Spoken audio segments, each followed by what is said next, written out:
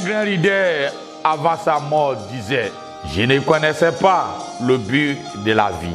Un autre grand leader disait à ses disciples, cherche la vérité. Un autre grand leader de la masse disait à ses fidèles, avant sa mort, je ne suis pas le chemin. Mais Jésus a dit, je suis le chemin, la vérité et la vie. Nul ne vient au Père que par moi. Je vous salue par le précieux nom de notre Seigneur Jésus-Christ.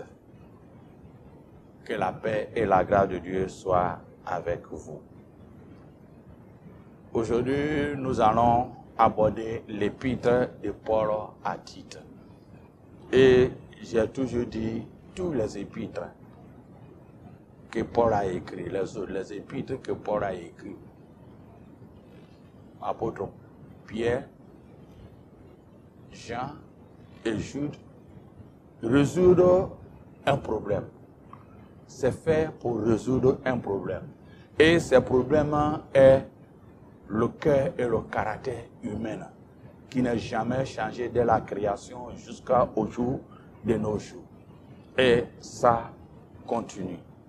Et j'ai dit, quand j'ai parlé d'épître au Timothée, je disais que Paul était arrivé à l'âge où il attendait et il savait que sa mort est imminente.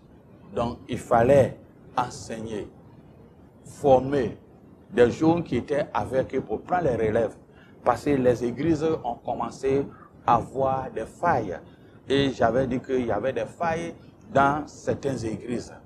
Et qu'il fallait que les nouveaux dirigeants prennent la relève pour remettre certaines choses en place. Et un de mes messages, je disais que Moïse a formé Josué. Mais Josué, à son temps, n'a pas formé quelqu'un. Il a laissé sa formation aux classes dirigeantes, c'est-à-dire des familles, des clans.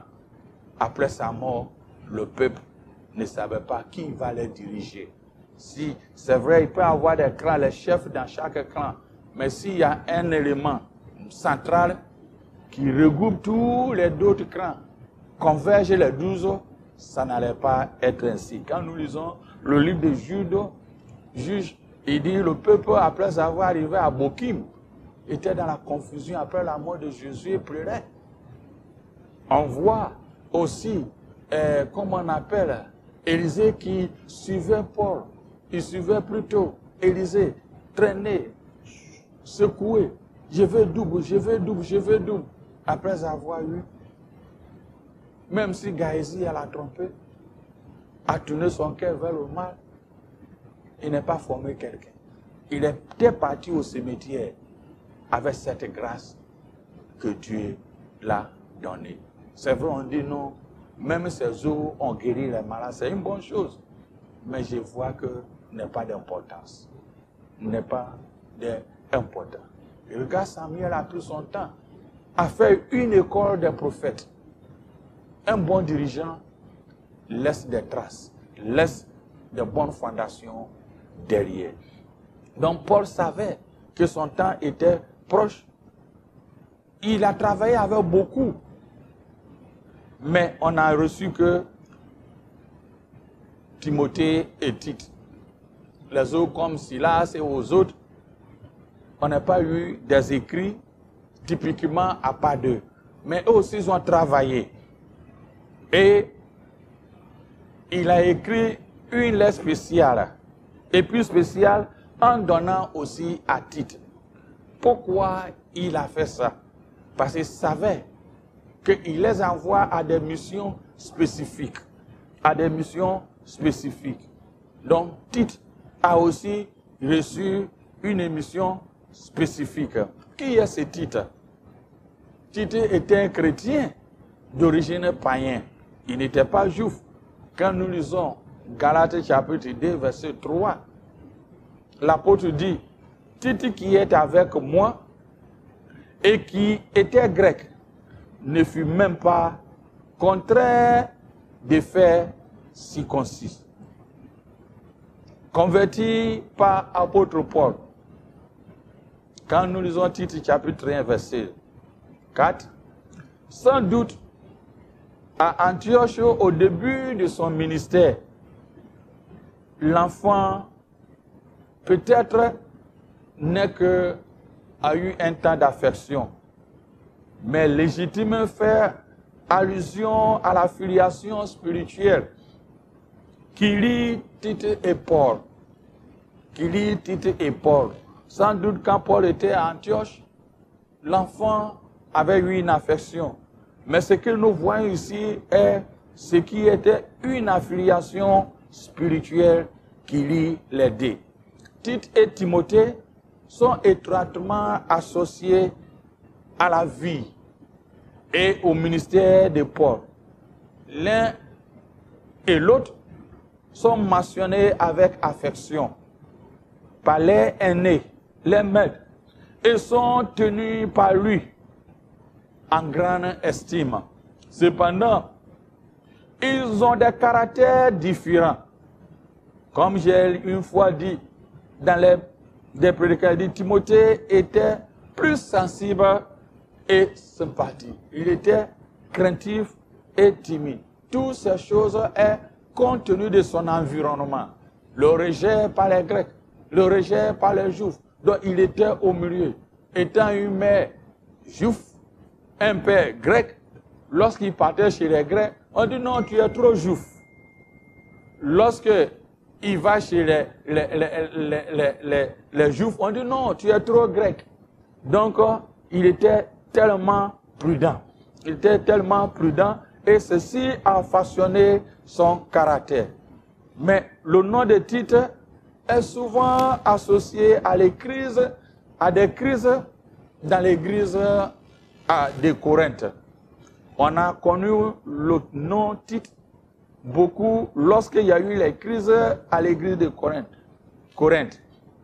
Durant le 3e voyage d'apôtre Paul et son séjour à Éphèse, Paul enseignait Tite comme son lieutenant et son émissaire particulier dans des situations ecclésiastiques délicates, notamment dans celles explosives à Corinthe, où les chrétiens étaient divisés par un esprit partisan. En outre, ils étaient tombés au moins certains entre eux. Il y avait une grossière immoralité. Il se permet aussi à une attitude déshonorée et irrespectueuse, au même de l'assemblée coutumière.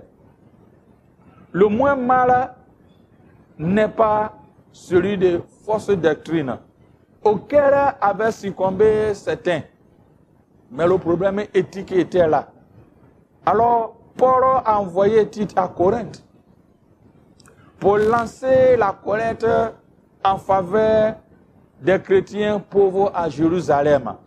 Lorsque nous lisons 1 Corinthiens, chapitre 9, verset 2 et verset 12, pour envoyer.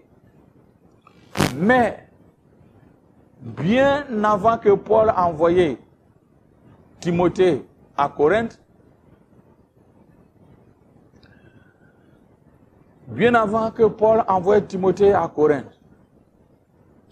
pour établir l'ordre dans cette église, il lui revient en lui fait comprendre que c'est difficile.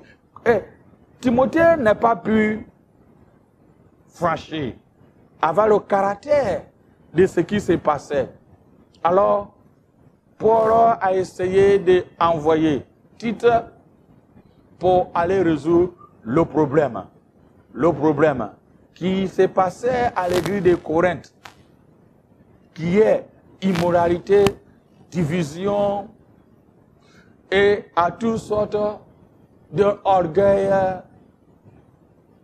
le non-loi, non-respect des relâchis, et toutes ces choses. Lorsque Paul a envoyé à Tite, Tite a pu mettre de l'ordre. Mais il durait et Paul était confus. Alors, Paul s'est déplacé pour aller à Éphèse pour voir de quelle mesure il peut résoudre ses problèmes. C'est à ce moment-là, il a vu que Tite est venu avec des bonnes informations. Tout ce que je viens d'expliquer, on peut voir à 2 Corinthiens, chapitre 2, verset 1, 12, verset 18, et 8, verset 6, et 18, verset 24 de 2 Corinthiens.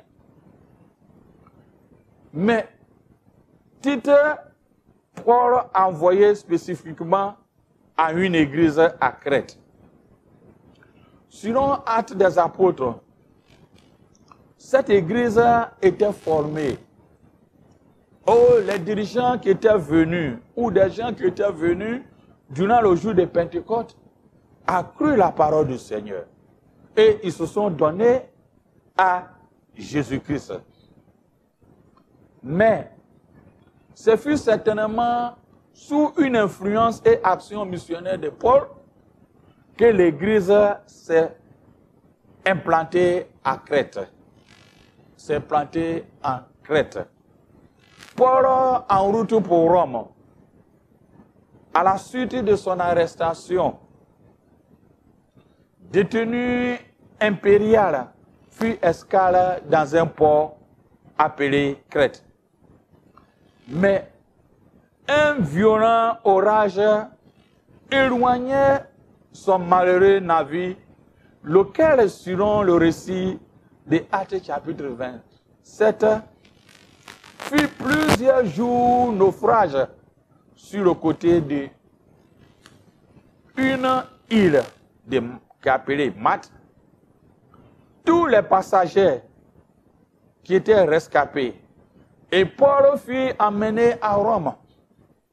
Après une détention de 2 ans, il fut relâché et il a pris son itinéraire missionnaire et il a visité Crète. À ce moment-là, cette église était fondée. À ce moment-là, cette église était fondée. Lorsque nous lisons Actes chapitre 15, il nous fait comprendre tout ce que je viens de dire et comment Paul a eu sa liberté et qui lui a permis d'aller à cet endroit. À cet endroit. Mais lorsque Paul était à Jérusalem, sinon Actes 15, il y avait plusieurs Juifs venus d'Antioche et qui enseignaient aux frères qui ne pouvaient être sauvés à moins qu'ils soient circoncis, selon la loi de Moïse. Donc, il y avait une introduction de judaïsme qui confrontait avec l'œuvre de la foi. À ce moment-là, Paul aussi était parti, quitter Antioche et il était parti, mais lorsqu'il était parti avec Tite et Timothée. Et il les a présentés. Et il a fait un bon discours selon le premier concile apostolique et des batailles. Est-ce que Tite, qui est un grec, doit être circoncis ou non? À ce moment-là, ils ont donné la liberté à les non-juifs de pratiquer l'évangile de Christ sans même appliquer la loi judaïque. Donc la liberté chrétienne, sans aller avoir les cultures judaïques avant que tu deviennes chrétien, c'est durant les périodes-là, tout était résolu. Et les chrétiens ont eu les libertés. Les libertés. Donc, lorsque l'église de Crète étaient formés. Mais bien avant que j'ai dit certaines choses, comme on peut connaître à cette église, j'ai donné un test, un aperçu général. La Crète est principalement fait partie des îles grecques, les îles grecques. Et également l'une des plus méridionales de la Grèce. Elle représente une des frontières entre l'Occident et l'Orient, entre l'Europe et l'Asie de l'Ouest. Lorsque l'Empire romain se tournait vers l'Orient, il était une étape de son expansion. Après le partage de l'Empire, elle intègre l'Empire romain orient. Sa position en Méditerranée était alors stratégique pour la défense du commerce de la République de Venise, parfois surnommée Sérénisme en Méditerranée. Venise occupait alors une place mondiale ou prédominante dans l'échange économique entre l'Occident et l'Orient méditerranéen, qu'on l'appelle la Byzantine.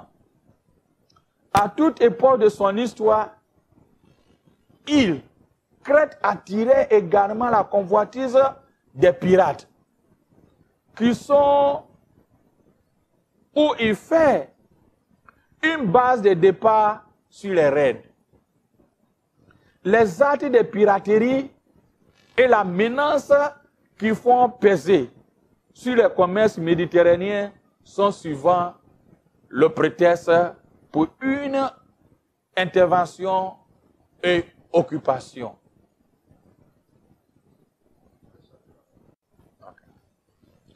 Comme j'ai dit,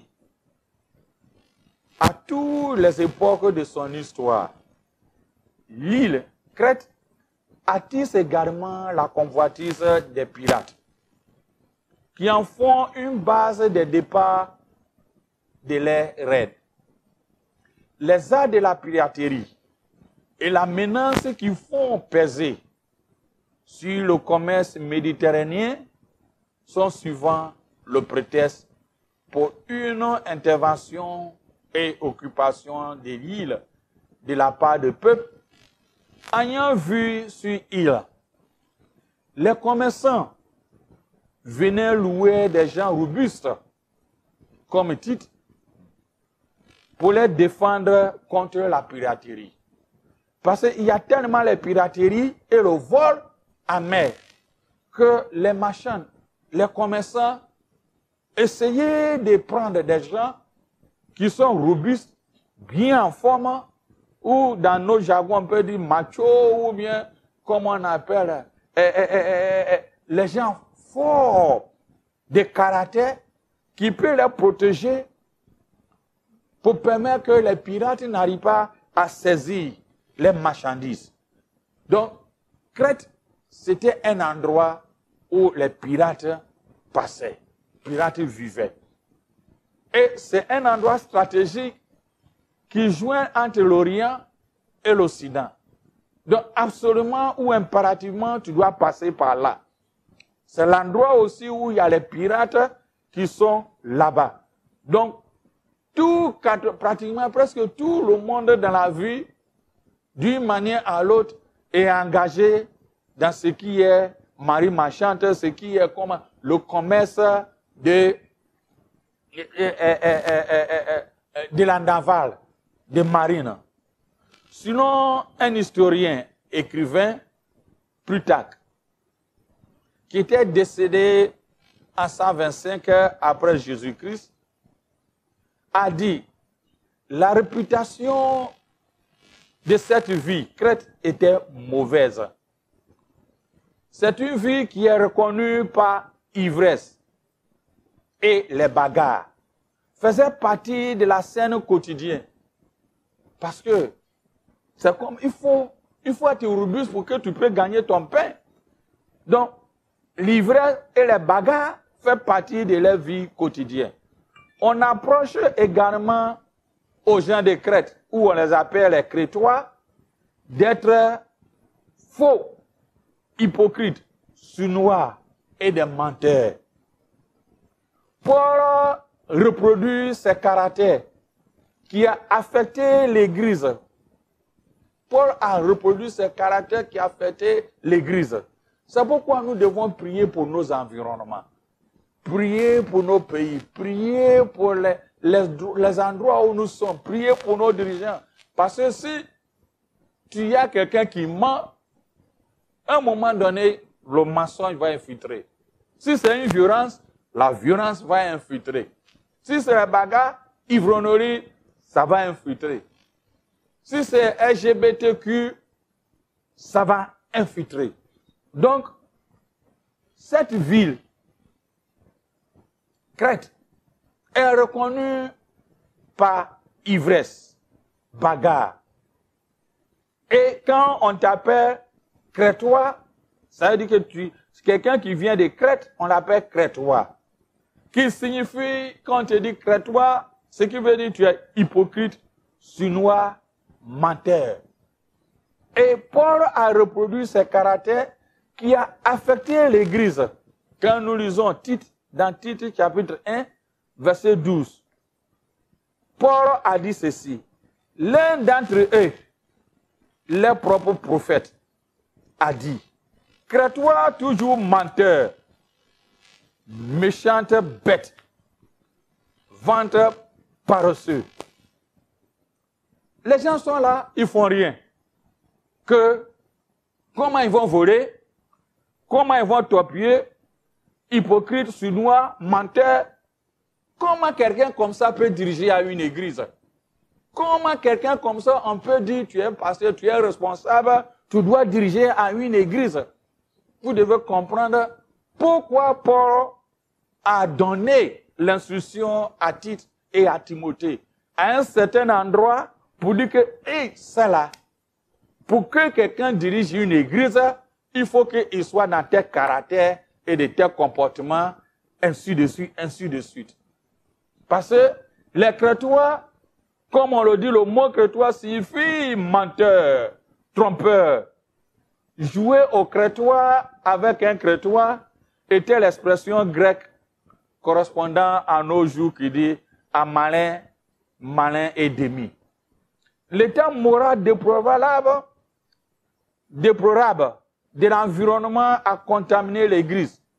Paul était obligé de mettre les points sur les îles dans la conduite qui opposait à ceux qui aspirent à être en charge d'être anciens, être en charge d'être épiscopat, être en charge d'être bishop, être en charge d'être pasteur, être berger. Peu importe le nom que tu le donnes, il dit, avec ces conditions qui s'est déjà contaminé l'Église, Paul a dit, à Tite, mon enfant légitime, à notre commune foi, que la grâce et la paix te soient données de la part de Dieu, le Père, et du Seigneur Jésus-Christ, notre Seigneur, le Sauveur.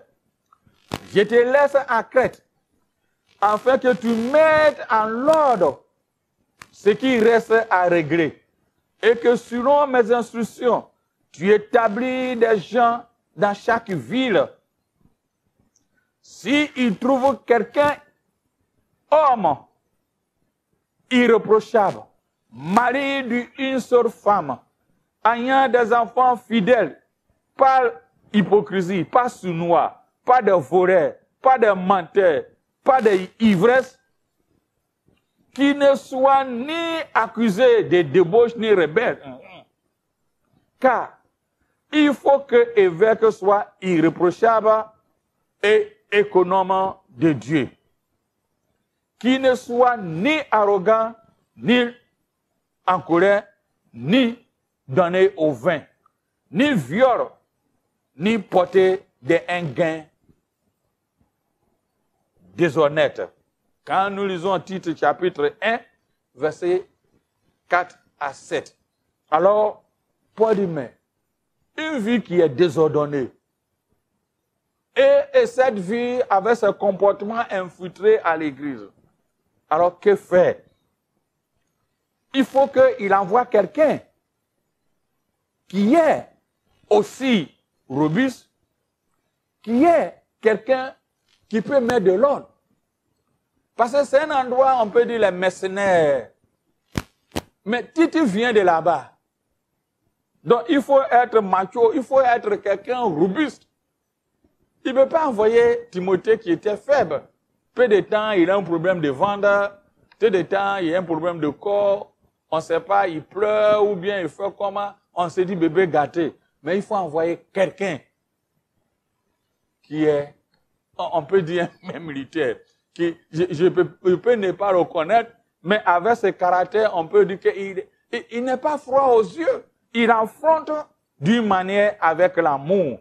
Parce que les gens sont arrogants. Les gens, quand ils bagarrent, ça veut dire que la colère est là. Ils se donnent au vin. Ils ne travaillent pas, ils attendent que les gens viennent les louer pour aller protéger les marchandises contre les pirates.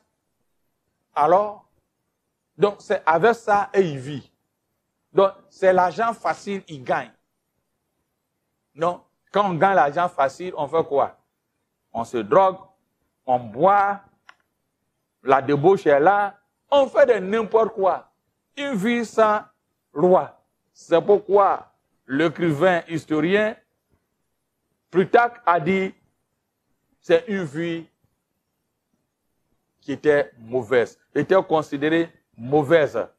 Ivresse et bagarre, sournois, hypocrite, menteur. Et ces choses infiltrées à l'église. Alors, Paul, en adressant à Tite, il dit, va, tout ce que tu vas leur ordonner pour qu'ils soient des évêques, épiscopats, pasteurs, évangélistes, archevêques, tous ces gens-là, il ne faut pas qu'on voit en eux le mensonge. Il ne faut pas qu'on voit en eux le pot de vin. Il ne faut pas qu'on voit en eux des gens qui courent les femmes. Ils sont, qui sont blâmés, qui sont les rebelles, qui sont des débauches. Ils sont des débauches. Qui sont des gens qu'on leur reproche de tout. Qu'ils ont des enfants infidèles. Non, il faut que ces choses soient redressées. Redressées. C'est ainsi, il a donné les caractéristiques pour dire, il faut établir un ancien évêque, peu importe, les dirigeants, les classes dirigeants doivent avoir une qualification. Un homme irréprochable, mari d'une seule femme, ayant des enfants fidèles, qui ne soient ni accusés de débauche, ni rebelles. Dans Tite chapitre 1, versets 1 à 9. Mais il y a eu aussi des faux docteurs qui enseignaient. Il faut fermer les bouches. Il faut leur fermer la bouche. Les propres prophètes les traitent des menteurs. Tu vois, non? Les gens même qui les considèrent les prophètes là, les traitent menteurs, comme j'ai dit, dans le verset où, comment on appelle, verset 12 de 1. Un titre, de Tite 1, verset 12, il dit, l'un de eux, les propres prophètes, les traite des menteurs. Les propres prophètes, les traite des menteurs. Tu vois, non? Fermez les bouches avec ton les comportements, les caractères. Les prophètes, les traite des menteurs, des méchants bêtes. Vendre paresseux. Enseignez d'une sorte de doctrine. Puis, éviter ce qui est syncrétisme, mélange. C'est-à-dire, il faut un pied dedans, un pied dehors. C'est-à-dire, on peut au moins embrasser tout, non? Ferme les yeux pour que nous puissions vivre. Il dit, attention, changez les positions. Paul, en adressant, mettait les points sur les îles. Et il a envoyé son bien-aimé Tite pour aller affronter. Que Dieu nous aide. Ces choses n'est pas loin de nos églises, n'est pas loin de nous, mais traitées avec l'amour et la prière. Sois béni. Un grand leader, avant sa mort, disait, je ne connaissais pas le but de la vie. Un autre grand leader disait à ses disciples, cherche la vérité. Un autre grand leader de la masse disait à ses fidèles, avant sa mort, je ne suis pas le chemin. Mais Jésus a dit, je suis le chemin, la vérité et la vie. Nul ne vient au Père que par moi.